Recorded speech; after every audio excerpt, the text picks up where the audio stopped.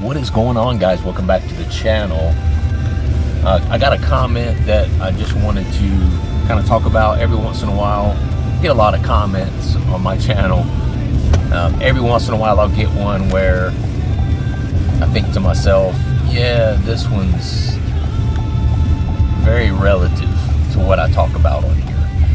And you know, I also get a lot of people coming on and defending 7-hydroxy, somewhat opposing my position on 7-hydroxy, although I do believe that not many people really have a good grasp on what my position is.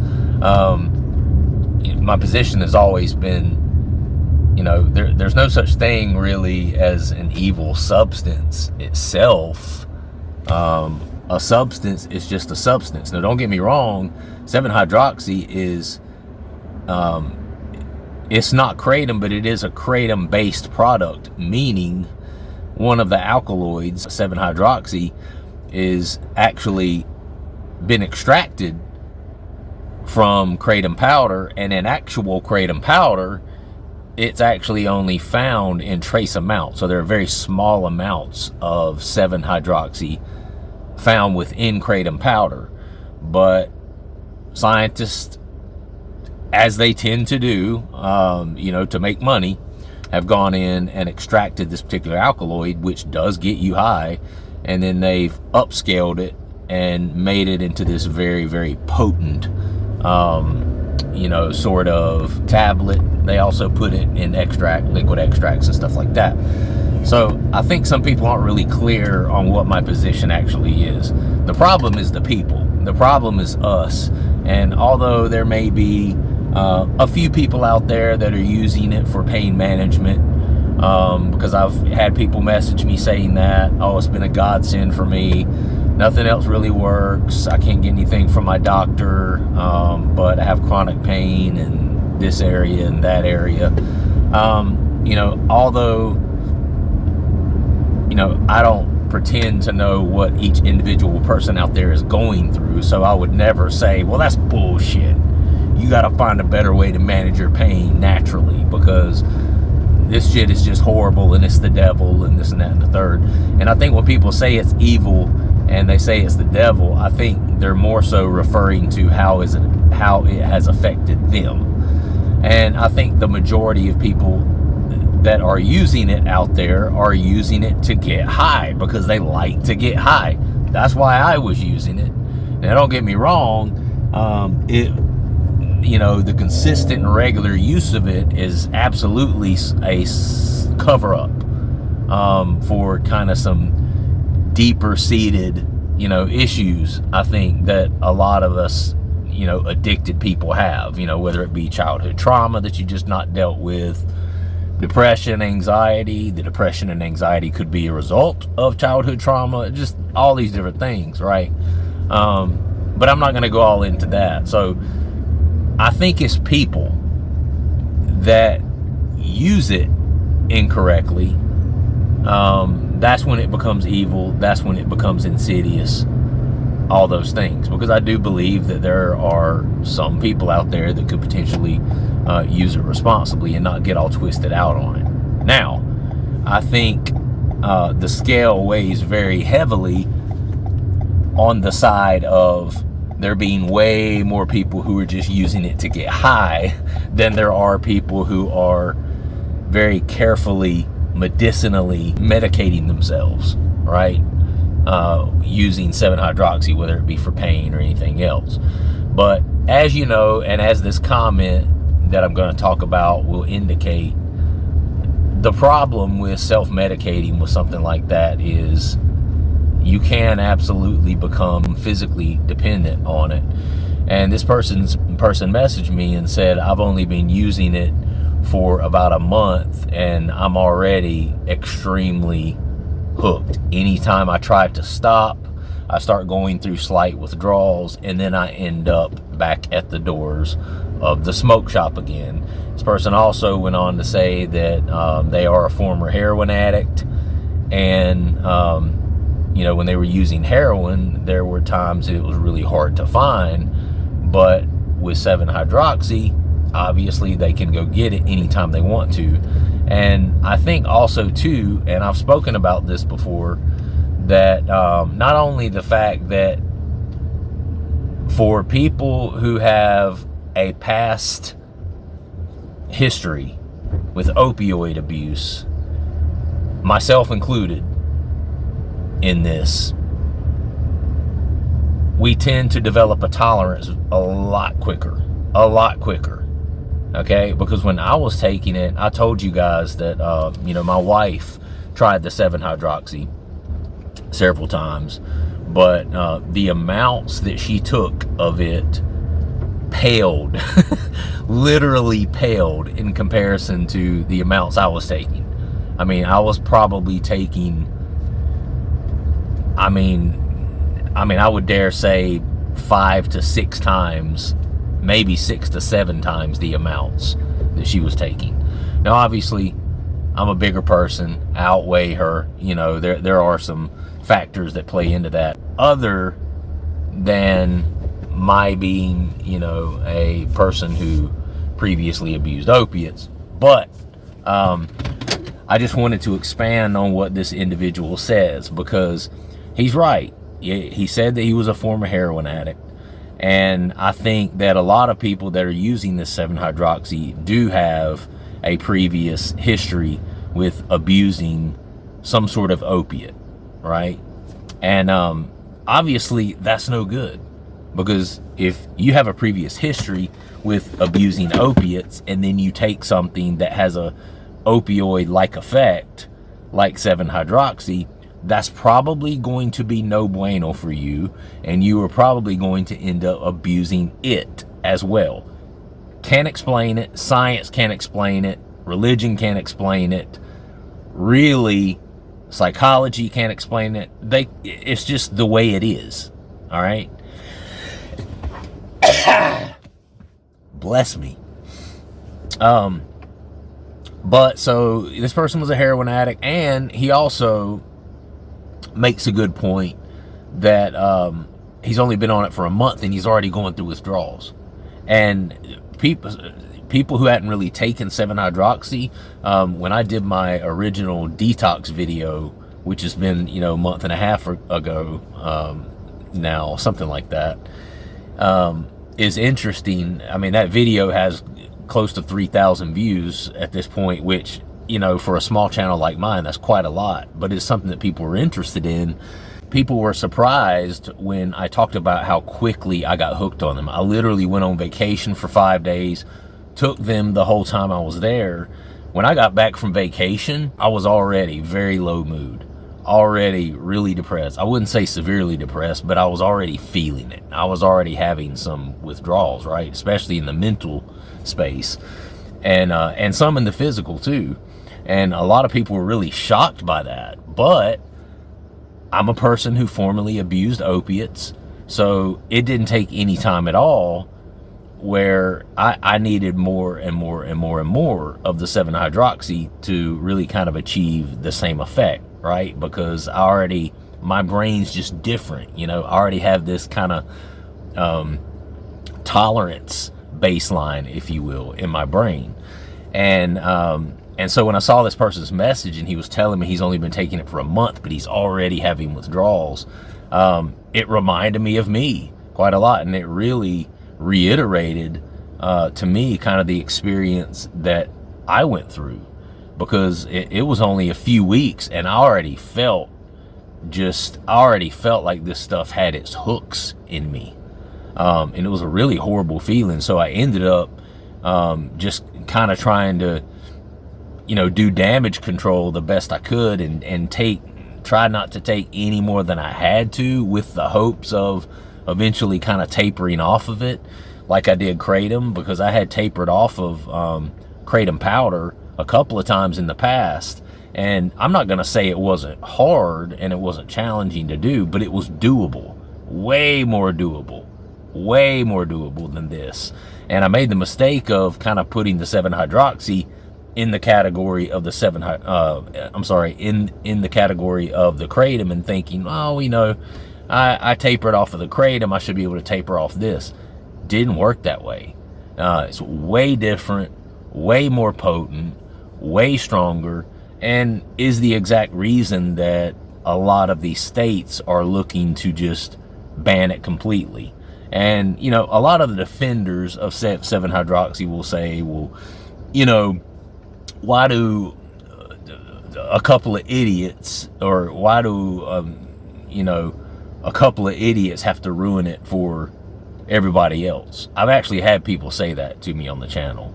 And that's just somebody who's epically coping, because I would like to take that phrase and twist it to kind of explain what's actually true. And instead of saying, why do a couple of idiots have to ruin it for everybody else, let's flip that on its head and say, actually what's happening is everybody else is kind of ruining it for a couple of people. I think that's more accurate, because I think the majority of the people that are using this are using it simply to get high. Because if you're using something as strong as 7-hydroxy to supposedly control depression and anxiety or anything like that, that is not a good fucking plan. And I don't drop the F-bomb very lightly, okay? I didn't fall off, as the old folks say, I didn't fall off the cabbage truck yesterday. I'm almost a 50-year-old man, been doing this a while.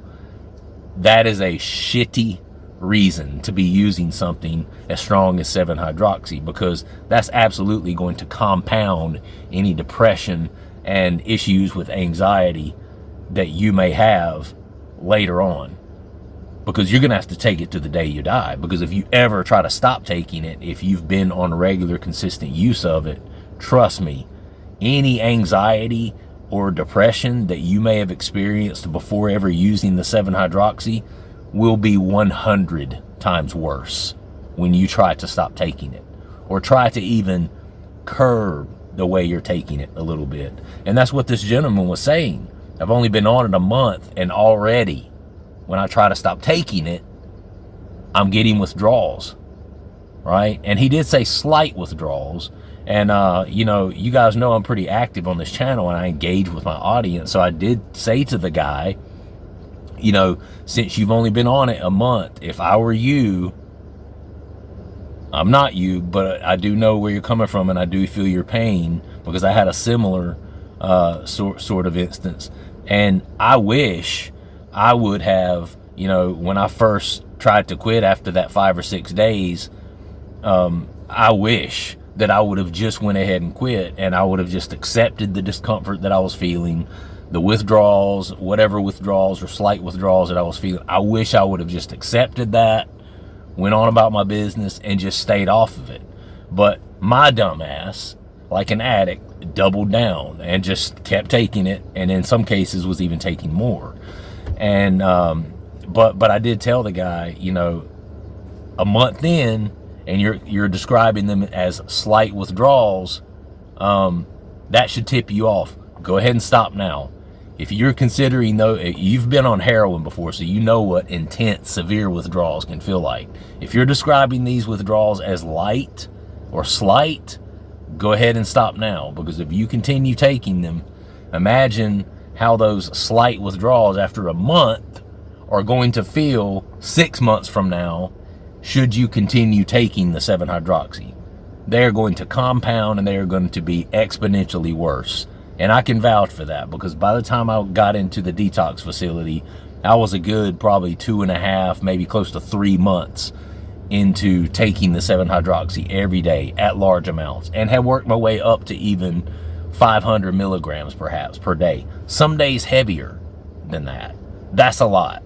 And, you know, I've described multiple times my experience in detox, but I'll go ahead and say it for you again. I felt like I was crawling out of my skin. I couldn't sit still for shit. I couldn't sit still long enough for the nursing staff to get an accurate blood pressure reading on me in many cases. I still remember one of the male nurses there at the first night I got there, and was when I was within the throes of the, you know, because I had to be there for probably a good 18 hours without dosing on the 7-hydroxy. And after about 6 to 8 hours of that, I was already in full-fledged withdrawal. So I spent probably a good 10 to 12 hours crawling out of my fucking skin and literally just walking the halls, back and forth, back and forth, back and forth, holding a pillow, clenching a pillow to my chest and just squeezing it every once in a while. Because anytime I attempted to lay down or anytime I attempted to sit down for any given period of time, I could only be there for at most a couple of seconds before I had to stretch and do this. It was fucking horrible, absolutely horrible. And so for any of these defenders out there that are saying, oh, 7-hydroxy, it's not even, you don't get withdrawals from that, it's not even, you know, a bad thing. I don't even understand why they're trying to get rid of it. And there, believe me, I see it on this channel all the time with almost 2,000 subs right now. That's a good segue. If you enjoy this sort of content, somebody just giving their thoughts and giving their experiences with stuff like this, please do hit the subscribe button. It helps the channel quite a lot, helps it reach more people. Share it, like the video, comment, let me know where you're at, all that good stuff. But to any of these people that are defending it and simping for 7-hydroxy, let it go in one ear and out the other, because I can see right through the words that these people are messaging me most of the time. And it's very rare that I get a message where I'm like, okay, well, I see that person's point. Most times it's just like, damn, you know, I kind of feel sorry for this person, because one of two things are true.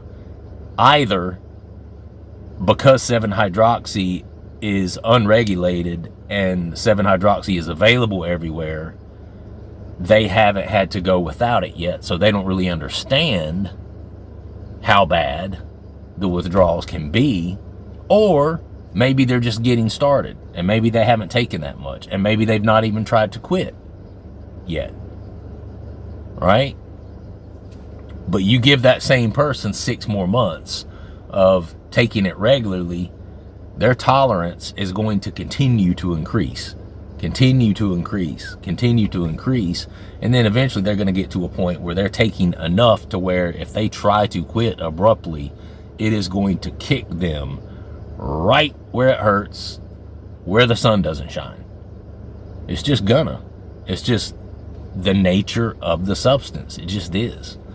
And you know, I think in some cases I hear from certain people who they're just in denial.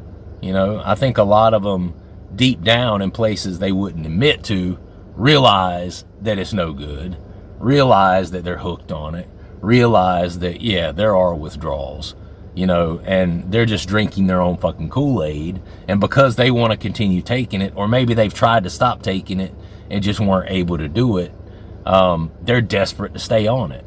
And they don't like people like me on here speaking the truth about what this substance really is, because they fear that a voice like mine is going to get heard over top of theirs, and then the government, you know, and you know, I'm going to kind of create this stir about 7-hydroxy and how bad it is.